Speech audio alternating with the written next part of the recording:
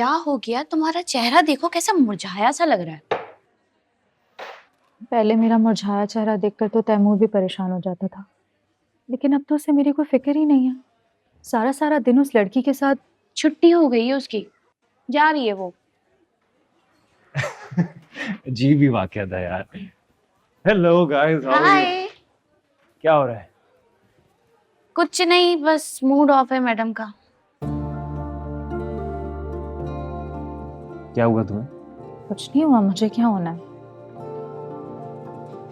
कुछ तो हुआ है, चेहरा उतरा हुआ है इसका। क्या हुआ है? कुछ दिनों से मोहतरमा बेहतर फील नहीं कर रही।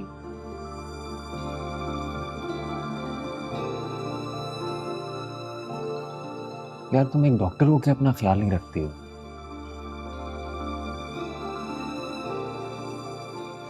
कम ऑन यार। अच्छा मूसा आए तो उसे कहना कि आज लंच मेरी तरफ से, साथ में करेंगे। क्या? इसका मतलब आज कैफेटेरिया में पार्टी है? कैफेटेरिया में तो हर वक्त करते हैं, कहीं बाहर जाएंगे ना आज। इसका मतलब मेरे favourite restaurant. Done. Thank you. See you guys. तो कुछ था।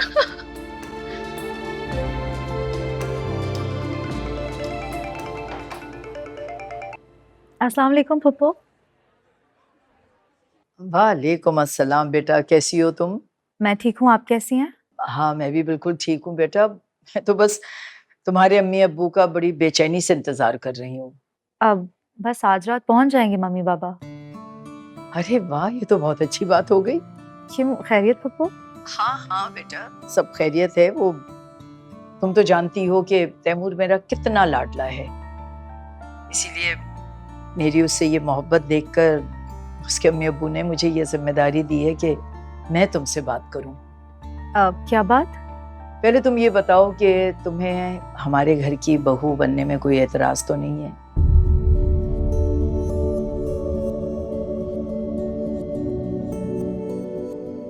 हेलो। जी पप्पू। देखो, हम तुम्हें अपने तैमूर के लिए मांगने कल ही आना चाहते हैं तुम्हारे घर। जी जी जी पप्पू। बताओ, तुम खुश तो हो? हाँ बहुत बहुत खुश हूँ।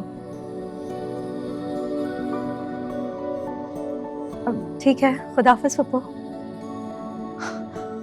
अलीना, अलीना तुम्हें पता है क्या हुआ? क्या हुआ? जल्दी बताओ मुझे। तुम्हें पता है तैमूर के घर वाले आ रहे हैं कल मेरे घर प्रपोजल लेकर। सच? हाँ। कितना छुपा रुस्तम निकला तैमूर। मूसा मुझसे सच कहता था, बहुत गहरा इंसान है। मैं तो इतना समझ ही नहीं पाई, बिला वजह परेशान हो रही थी मैं। आप तो खुश हो ना?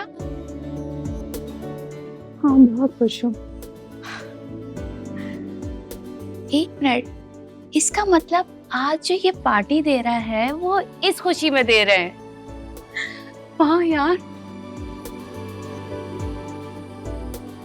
पता ही नहीं चलने दिया, मैं तो इतनी कंफ्यूज थी इतने दिन से। अब तो खुश हो ना?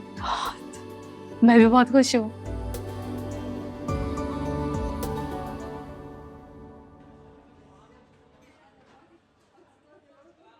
मैं गाड़ी निकालती हूँ, आप इसको लेकर आ जाएं।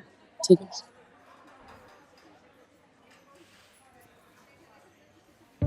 अरे अरे संभाल के, आपके सहारे की जरूरत नहीं।